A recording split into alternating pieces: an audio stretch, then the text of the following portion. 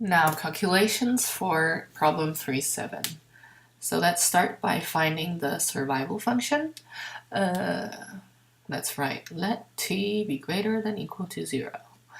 Then f bar of t is equal to e to the minus integral from 0 to t of this thing with respect to s. So if mu of s ds, where, and this is often a good idea, like if you have an integral in the exponent that you need to calculate, then do the integral in a separate calculation, because then you don't have to lug around on the e to the minus all the time. So where the integral from 0 to t of mu of s ds is equal to the integral from 0 to t of e to, so let's just plug in the value of the mortality intensity of alpha plus beta to the e, multiplied by e to the gamma t, where I replace t with s since that is the argument for mu here. So gamma s ds. And what's this? Well, I can split my integral up, right? As such.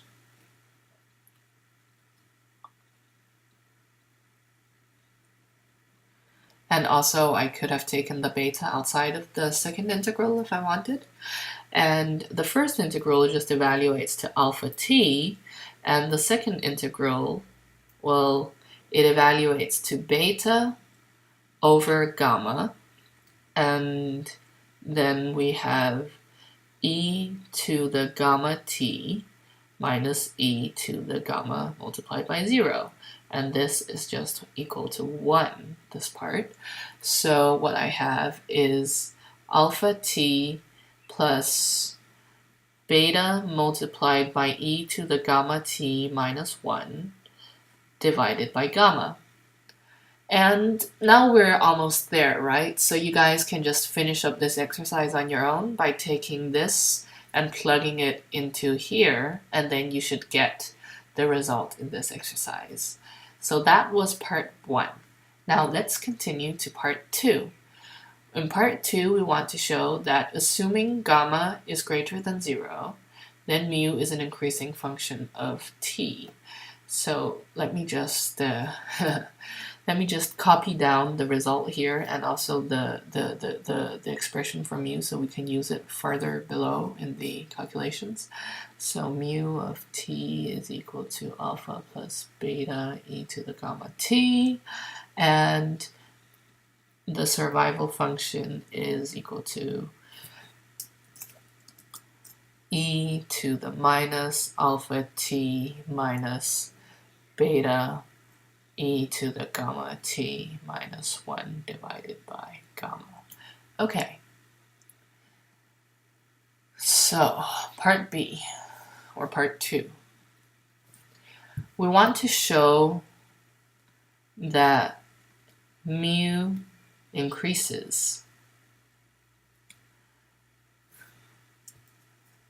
or mu is an increasing function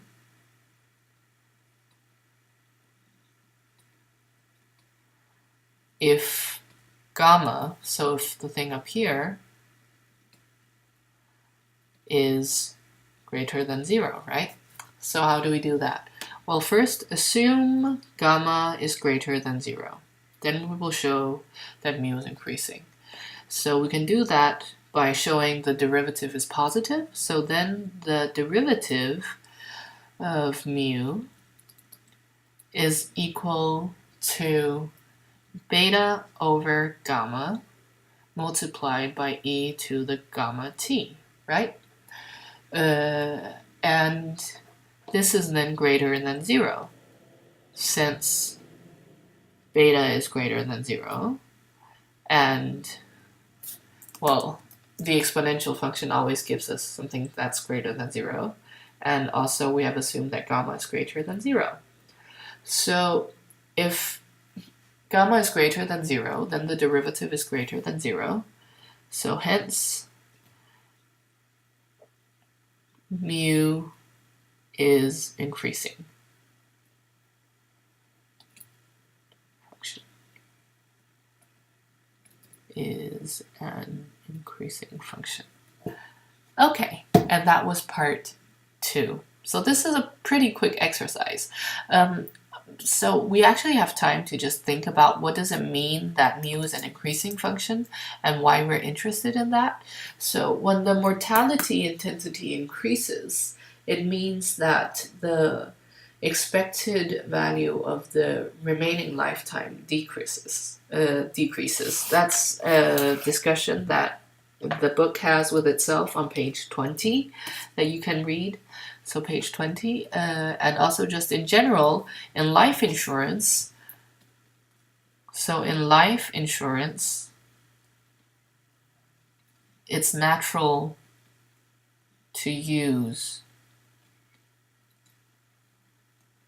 increasing mortality intensities.